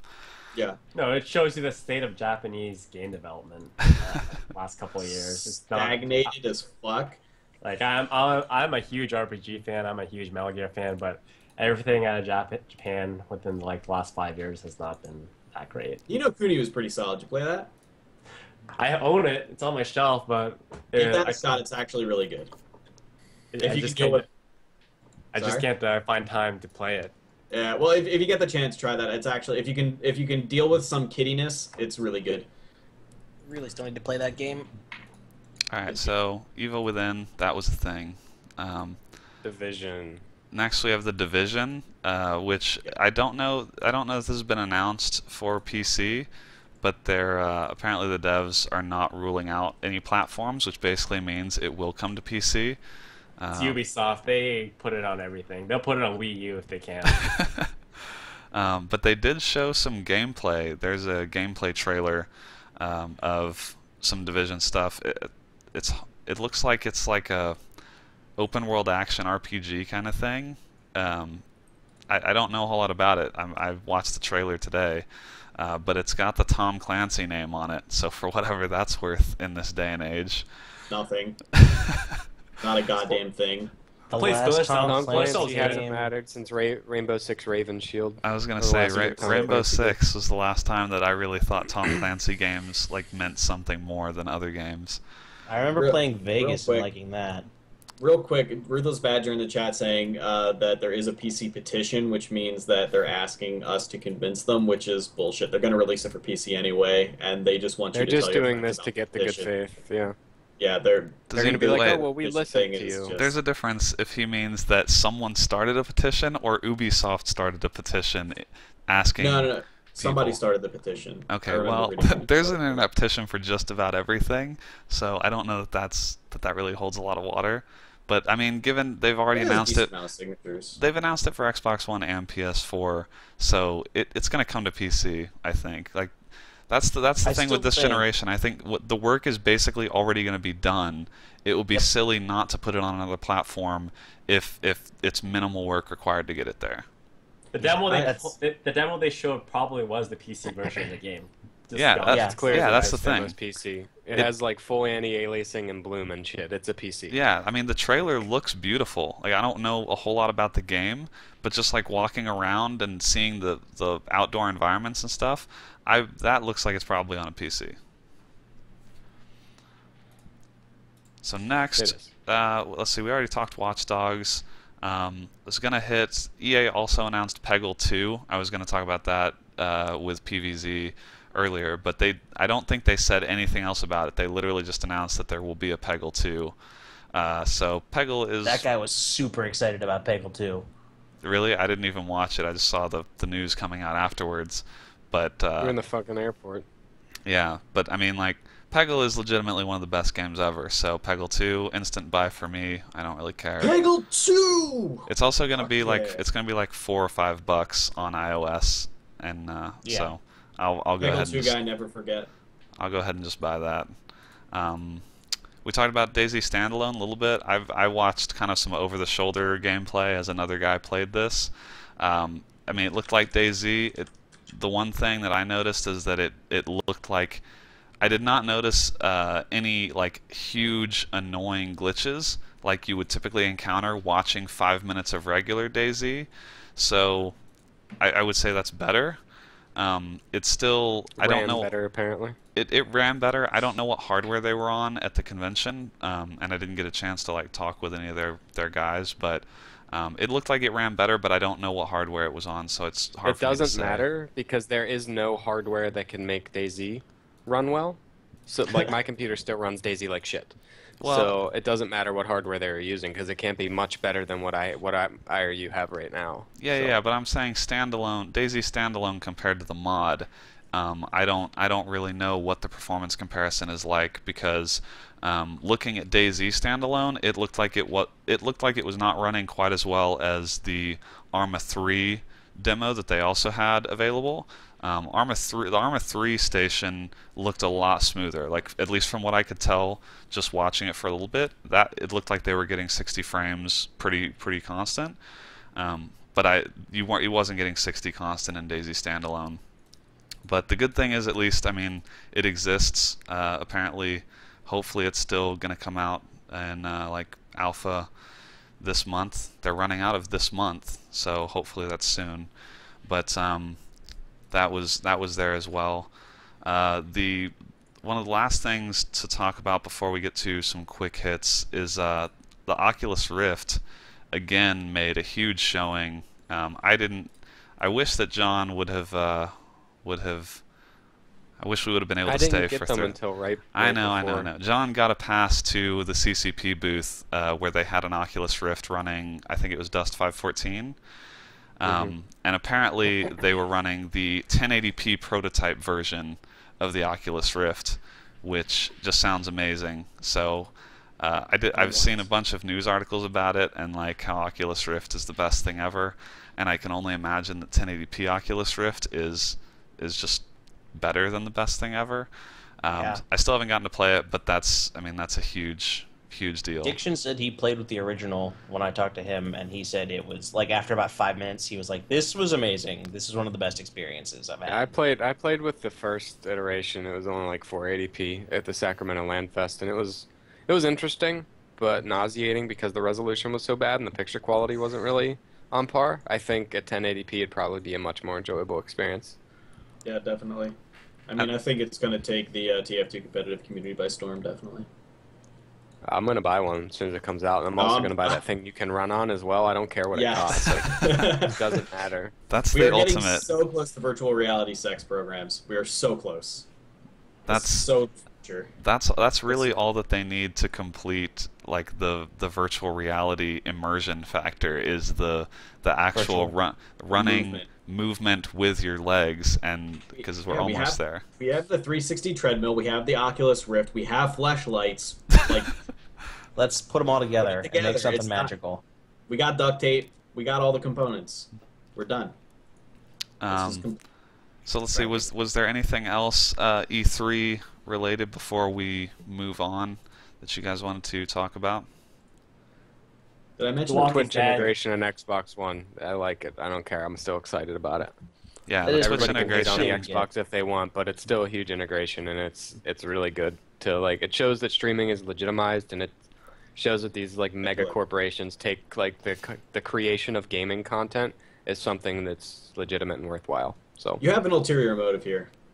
You're being paid by Microsoft, aren't you? Yeah, absolutely. But I feel I just feel like it's good that it shows that these companies are taking it seriously. I don't begrudge anybody for it. You seem to be few and far between, but people who are excited for the Xbox One, I don't begrudge anybody at all. The only people I hate right now are Microsoft for being such callous dicks towards their consumer base. I really don't care if you decide to be part of that consumer base.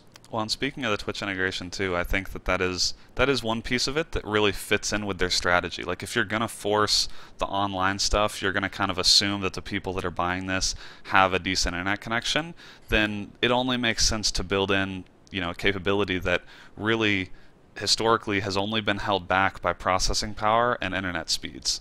And so now that both of those, for a lot of people are remedied, build that in, make it more accessible. So that was clearly exciting to me and John, probably more than others, but I think that's a big deal. That's one thing they didn't hype enough, because that is such a good move on their part. That is and especially using Twitch. That is one thing that Sony's taking all these shots at Microsoft. They should be like, well, yeah, good luck launching your fucking streaming service when Twitch is readily available right there. Like, I don't know. That's one thing I think they should have harped on more. Anything else, Nick? Anything cool that you saw that we might not have covered? I saw a lot of alcohol go down my throat hole. That was exciting. We also ate Denny's 3 times, and that was fucking bitchin' as well. We did. We were in L.A., and we ate Denny's in downtown L.A. for 3 meals. Every day. Denny's is fucking disgusting. You're not on the podcast anymore. They're just fine. Fuck y'all. Wow. I love his picture. John, you look like you're in a serial killer's room right now, man. That's because I don't feel like getting up to turn the light on. So, yeah. I'm back. Denny's is bad. Well, you're wrong about that. All right. So anyway, that was E3. A couple other quick news hits that were not directly related to E3. Fez 2 is in development, so that was kind of, I guess, related to E3. I don't know if they announced that during E3 or whatever. Yeah, I think they did. Fez 2 exists. Sweet. And that's... Gonna get Fish more money. Yeah. Phil Fish is definitely going to line his pockets. It'll be interesting to see if they decide to actually launch it like in parallel on the PC. I don't really care either way. Look, dude, his games are meant to be enjoyed from your couch with a controller. I can stand to wait. I don't really care, but I thought the drama surrounding that stuff was interesting. It sounds like there have been like no details released, so that's good. Gearbox is being sued for unpaid royalties by former people at 3D Realms, which they made Duke Nukem, the Duke Nukem Forever. They need all the money they can get. I feel like of all things for them to get sued for, that seems really minimal, considering like they stole all that money from Sega that was supposed to go towards other titles, and then built Borderlands 2. So if all that you're getting sued for is, you owe me some royalties, it's a good week for them. Yeah, I mean, Gearbox, they can't seem to do anything right lately, with the exception of Borderlands. Like anything that is not Borderlands from them has been a huge debacle. So it's unfortunate. I didn't think Borderlands was that good. I don't understand why they seem to be the company that tries to pick up the pieces of failed games that have been in development for forever. I don't know why you would want to be that company. Yeah, did you not see what happened with Duke Nukem Forever? Did you not see what happened with it's just the other one? I forget. But... So anyway, have some pride of what you're attaching your name to. It's just like right. Yeah, I think it maybe they were. I'm sure that those games probably had large plans for that stuff, but yeah, stuff that's not Borderlands for them has not really panned out, and unfortunately now I'm sure it's resulting in a lot of broken relationships as Gearbox is apparently they're being sued for over $2 million in unpaid royalties and fees related to Duke Nukem Forever. So that's what a fucking shit game, by the way. Yeah. Well, shit game. It's got to feel terrible. It's got to be terrible when not only was the game not good, but then you don't get the royalties and fees you were supposed to get with that game either. So right. That's just bad news all around, really. The last thing that I added in here real quick was Saints Row the Third is about to get a. It's not apparently it's essentially almost a full SDK. They're going to release Volition Studios, not my handle Volition. Are going to release a bunch of stuff for the modding community for Saints Row the Third, and apparently it's kind of a test run at mod tools for Saints Row 4. So I just wanted to highlight that because it's a fantastic idea. It really is. Of all the game series that need mod tools. It seems. I mean, I think it seems like a perfect fit. And for as much as we harp on games like Battlefield that renounce mod support, I think it's awesome to see that some games still get it and like really do understand the value of putting the game into your community's hands. So awesome to see that. Hopefully, Saints Row 4 has some mod tools, and I'm sure there will be some ridiculous stuff that comes out of that. Incredible. So anyway, we're going to move on to the Twitter questions here in a second, but first we're going to run a quick 2-minute commercial break as opposed to a long 2-minute commercial break. We will be right back.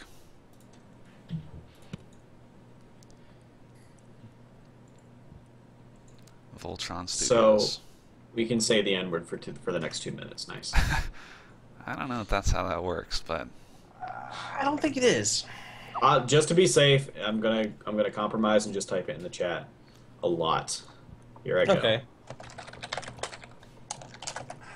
I backed out. I lost my backbone. I like how Skype allows you to be logged on from 2 different locations. So Dan is now commandeering this Skype account.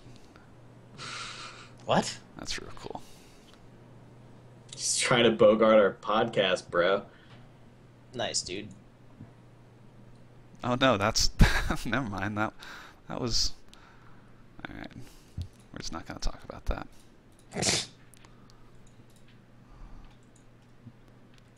We have some good Twitter questions. We have some E3 questions, which should be good. We might have actually already answered that one. Well, which one? If just cross it out if we already answered it. Did we really answer that? No, I don't think we answered that. That's a little more general. Okay. We can go through some of those quickly. Yeah, I feel like there are so many games at E3. It's like some of the games on this list I had just heard the name in passing, but I had to go look up news articles. I was like, I didn't I don't know what this is about. It's not enough time to check everything out. No, Especially it's not. when the show floor is only open for like 6 hours a day. Like if unless you have a media pass, even the lines aren't as bad as PAX, but for a good game you're waiting at least an hour, and so that's like 6 games if you don't want to eat or Yeah. pee. Yeah, pretty much. And especially with new console generation, there's just a ton of fucking games. Yeah, I just feel like a ton of stuff came out of the woodwork because people are finally ready to talk about their the new games that are going to be on Xbox One and PS4 now that that stuff's out of the bag. And last gen is still getting a little bit of love too. And I think the two big guys, Sony and Microsoft, really, really, really don't want to pull a Nintendo and just release a console that has absolutely no games. I just realized Grand Theft Auto was not there. Wow. Oh yeah, That's you're a good right. point. It was not. Rockstar was not there in any sort of presence. They don't. Yeah, they were. Rockstar had people there. They just weren't there with any games. Yeah, that's. I don't really give a fuck about That's kind of Grand Theft odd Auto. for a game. Actually, that's only a couple I months talked away. to a guy from Rockstar for a while. It's a cool guy. But Rockstar's one of those people who just they don't have to be anywhere, particularly because it's GTA. They just don't have to tell you anything because you're going to buy that, and they can have that outlook because it's true. You're going to buy that. If it weren't for a new console generation, GTA 5 would be out next year. They would just keep taking more time on that. Yeah, They're probably. one of those people who just like, we'll take as much time as we want on our game. If Firefall wasn't there, we all won. Landlord in the chat. Was It wasn't Firefall there. No, Nope, it was they- not there. But They they were are. just there to So- deafen everybody with their giant jet engine in the lobby. Twitch stole the Firefall carpet. The carpet at Twitch was amazing. That's true. That's true. We did. It was good great carpet at our booth. Firefall is going into open beta soon. I don't know that anyone cares anymore. great. But Nope. Yeah, that would have been great to know 2 years ago. all right. Anyway, moving maybe it on won't suck to now. the Twitter questions here. First one from TF Simon Lols. If there was a gaming Mount Rushmore, who would appear on it and why? And they can be characters like game characters or industry personalities. 4 Wii Fit Gabe would be all 5 faces or 4. There would be 5 faces. There would on be Mount an Rushmore. extra They'd all be face. Gabe. There would be an There'd extra one, face yes. because it's Gabe. And everybody's already picturing the picture that they would use as the model for that of Gabe Newell. It would. You know exactly the one. Oh, I know which one. Yeah, I know exactly which Yeah. one you're talking about. Yeah, everybody always uses the same one. Well, I think it would be to answer it honestly, it would be Gabe, Mario. I feel like it would be weird to mix like humans and game characters, like actual people and Mario game and characters. Yoshi would have to be there. They would both have to be there. Just put Miyamoto there. Then Pikachu? you've got the entire Pikachu Mario would have to be series. there? Yeah, I and feel all like of them. Mount Rushmore makes more sense when we're talking about actual people who have influenced gaming rather than So 5 mixing games. characters. Newell, Miyamoto, Phil Fish, Carmack and then another Hi-Res Phil Bart. Fish. and Harris Bart. Yeah. Ken Kutaragi would be on there. On my Mount Rushmore. And PewDiePie. Ridge Racer. Alex's would just be 4 Ken Levines. Yeah. Kojima's not a bad suggestion. Jared Kojima's a good one. Garrettson. Jared Garrettson's got to be on there, and Hi-Res Bort. I'm looking. Garrison had a stellar promo on the PlayStation press conference. Did you see him?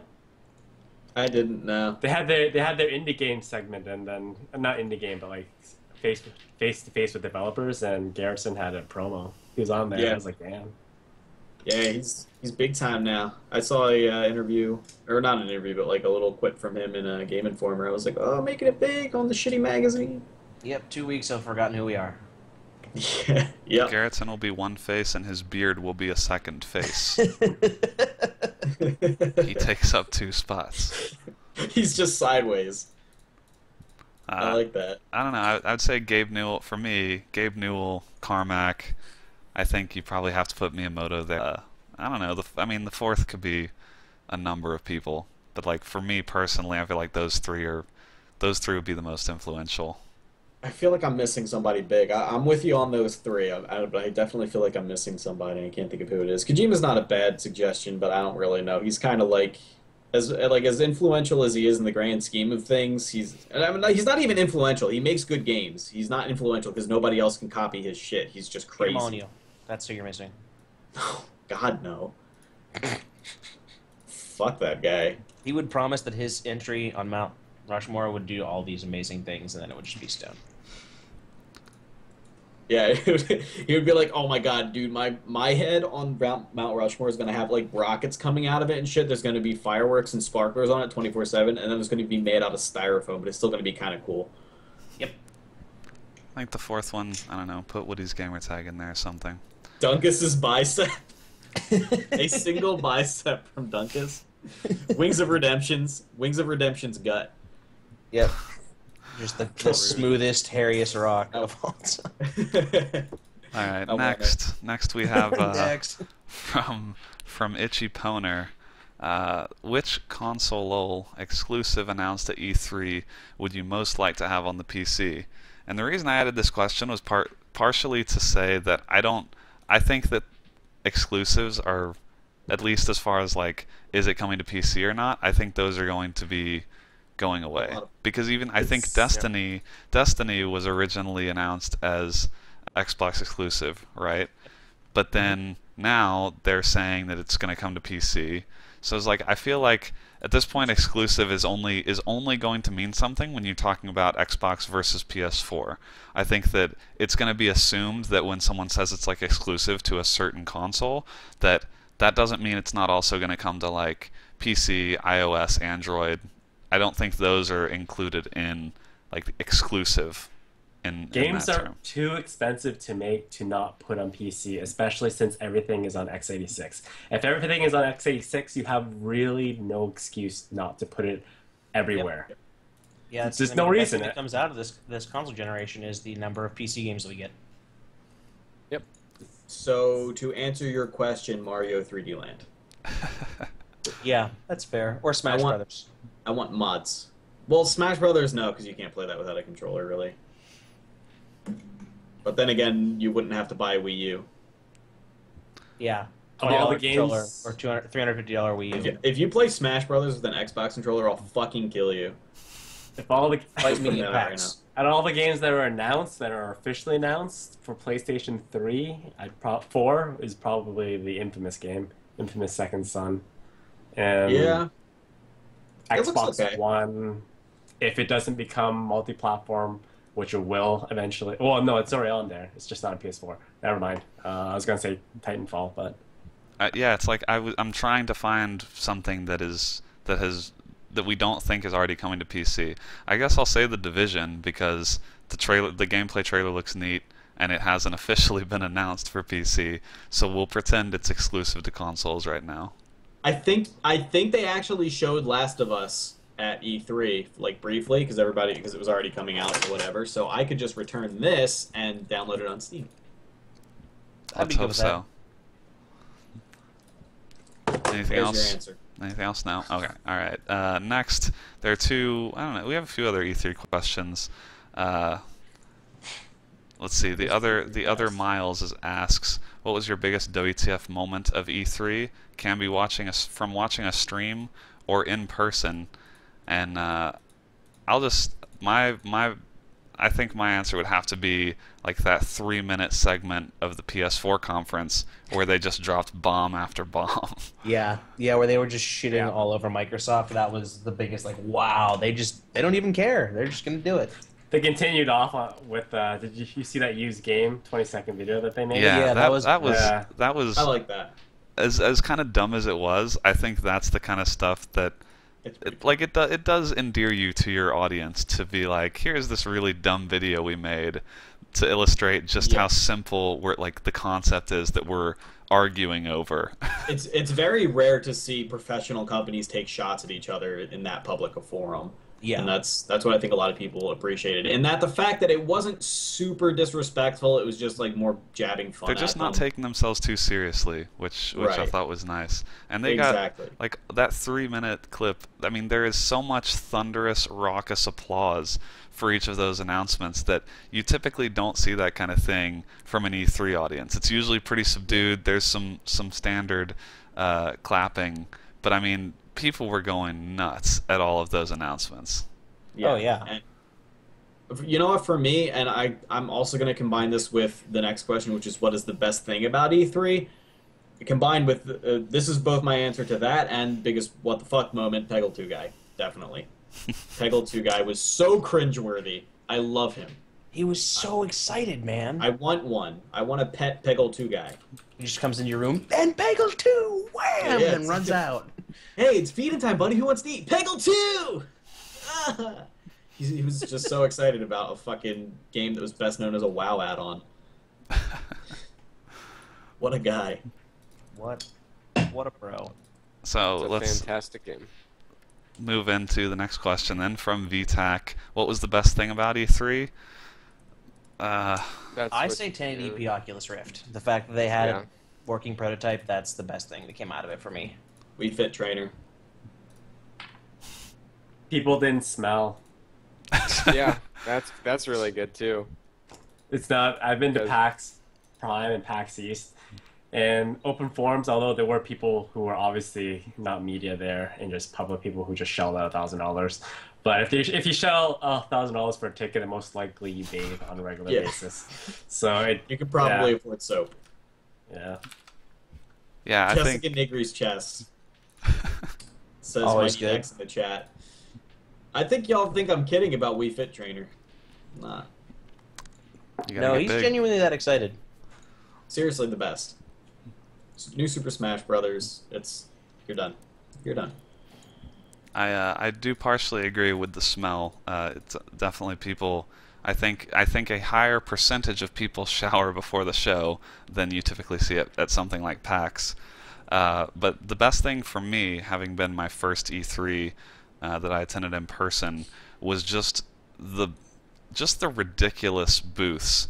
Like PAX has some crazy booths, but E3, you're talking multi-million-dollar booths, and just it amazes me that companies like shell out that kind of money just for a 3-day show.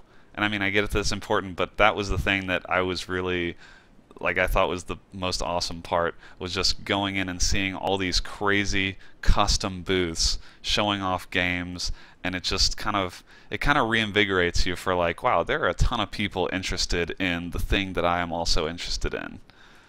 People at Machinima aren't getting Christmas bonuses this year for the amount that they spent on their booth. That's not happening. And their party, their booth was really nice. I have to admit. They're rolling in that Cinnamon Toast Crunch money. Yeah, that's true. And Nick Fenton is rolling in that Cinnamon Toast Crunch. I think He's I finally made it in the big time. He's throwing it on top of himself. The fucking Sweet Party sponsor. That's a It really legit is. sponsor. It really is. I would be diving into piles of Cinnamon Toast Crunch and be like one of those spiders that buries themselves in the sand. Every gaming party that is not sponsored by a cereal is missing an opportunity. Yes. There's gonna be that one that everybody's Frosted- just out that's sponsored by Kix. Everybody's like, Next Twitch I party, would like to be sponsored Frosted by Flakes. Rice Krispie Treats cereal. Cookie Crisp. Cookie Crisp, Crisp, there you that's go. a good one, definitely. Next we have from @xschnitzel. What is your most anticipated original game from E3? The Probably Division. Watch Dogs still. Watch Dogs. Division for me. I'll say Titanfall. I mean, I thought that gameplay, Team Fortress 2. the gameplay from Titanfall looked great. I hope that it lives up to that. So that's there my were a answer. lot of good new IPs announced. I mean, it is a shitload of sequels, but And it's also hard to say because I mean, I can't really say something like Witcher 3 because that's going to be at E3 again next year.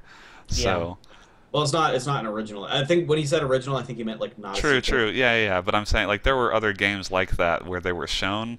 But yeah, Yeah. Witcher 3 would not qualify for this question. But it's games that are a long way off. I don't really even know that I can say they're my most anticipated. I have to see gameplay for it to be most anticipated. That's what I feel about the Division. I'm super excited for that if it ends up being what they're promising, but games often are not. So. Yeah. Next, _Saley asks, if you had to pick one food to become a person, which would it be and why? Pastrami because I could eat the person because it's delicious. I fucking love pastrami. Pastrami's pretty goddamn legit. I would pick hot dogs because they would be slender and sexy, but just horrible people on the inside. So you mean 80% of the population? So most women. Well done. Hey, Can I that's say- implying that most women are sexy. I've seen some uggos in my time. I would almost I want to extend on that and say corn dogs, because it's like they're terrible on the inside, but they have a ton of makeup on, like they look amazing. But they They, also have they a look stick up clean their and ass then. smooth and sleek, and you I don't think corn dogs want to look be that. with them, but once you're on the inside, you're like, why did I do this? Once you're on the inside. Corn dogs Alright. at Disneyland are fantastic, by the way. They're like Yeah. $8, but they are delicious. Oh God.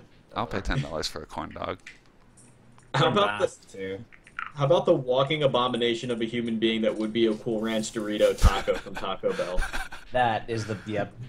That would be beautiful. That would be like a schizophrenic, like a paranoid schizophrenic who is not on their medication, who is very vocal about their hallucination and is wearing a coat just completely covered with rhinestones.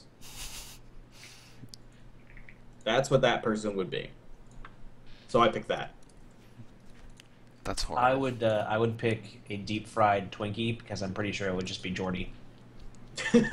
Just Jordy would pop out of the fryer at the end like BAM! I gotta commentate on COD.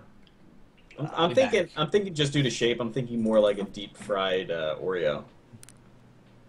You guys are really mean people. Just like bad, shitty human beings. Yep. Just terrible, terrible human beings. I'd be a Twinkie just because that's basically what I am. I'm so whitewashed. You're so white on the inside. Yeah.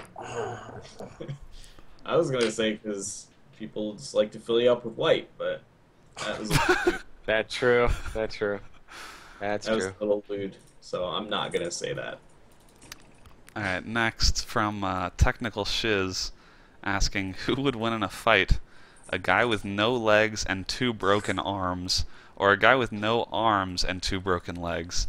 This is extending off of the question we received before It about is. the fighting between a guy with arms, or a guy with 4 arms. 4 arms versus 4 legs.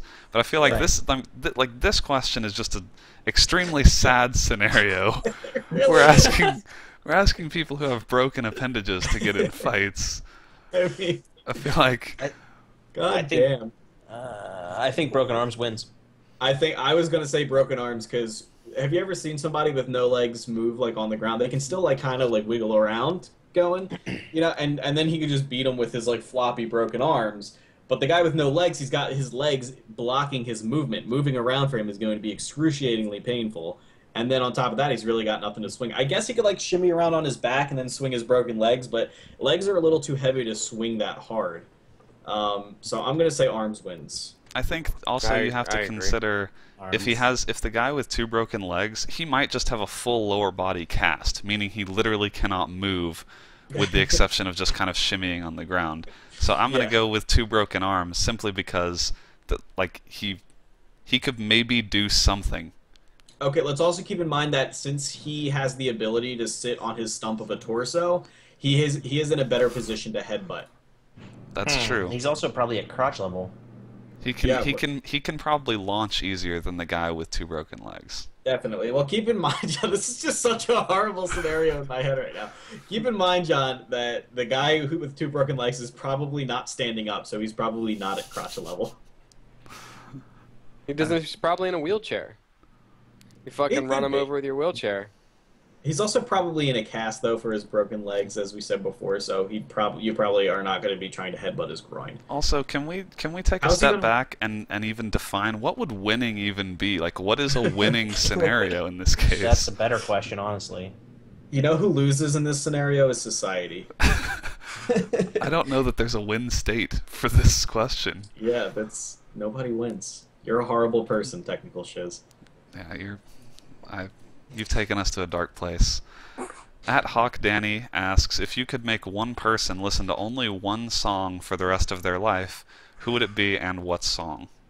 I specifically picked this question because I already had an answer, and it's Dan, and I would make him listen to Penny on the Floor forever. Really? I don't know that song, and what is the significance?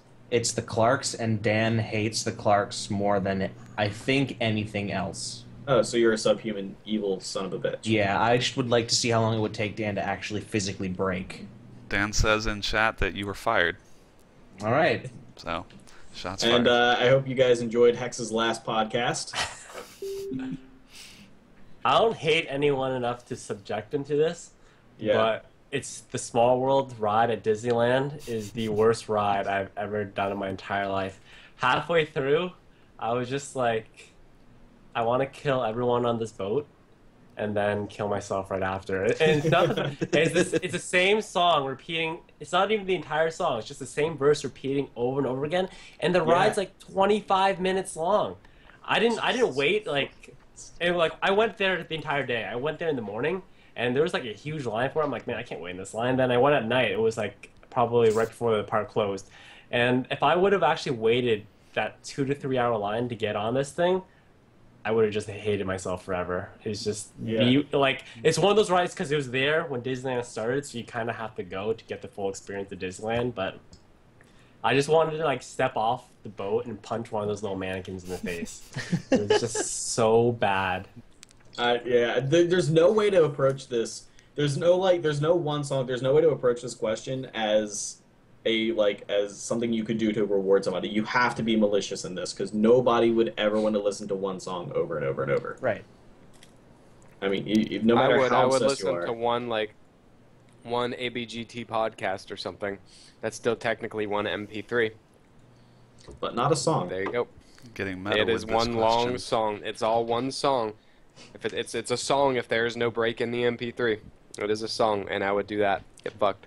All right, It's well, not music. to punish John for trying to skirt the question, I would make John listen to Nickelback's Photograph, but not the entire song, just the 2-second cut that says, look at this photograph.